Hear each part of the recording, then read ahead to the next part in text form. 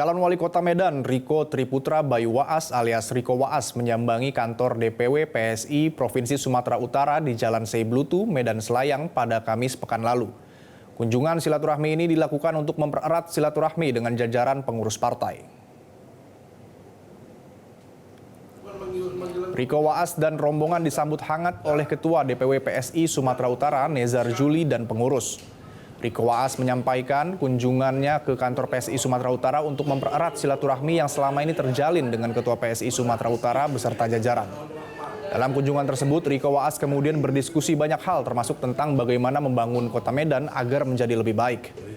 Menurut Riko, PSI adalah partainya anak muda sehingga pikiran-pikiran anak muda ini harus diserap oleh kepala-kepala daerah ke depannya karena hal itu akan membawa warna baru dalam membangun kota Medan.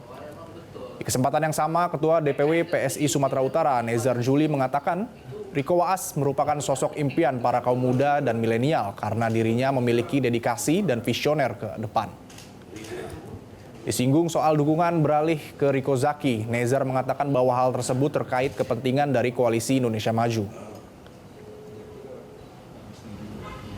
Kita selalu akan berkonsolidasi ya, akan selalu berdiskusi tentunya dengan senior-senior yang ada yang cukup memahami dan juga ada pandangan-pandangan yang mungkin bisa jadi ide-ide yang menarik yang bisa dibangun di kota. Jelajahi cara baru mendapatkan informasi. Download Metro TV Extend sekarang.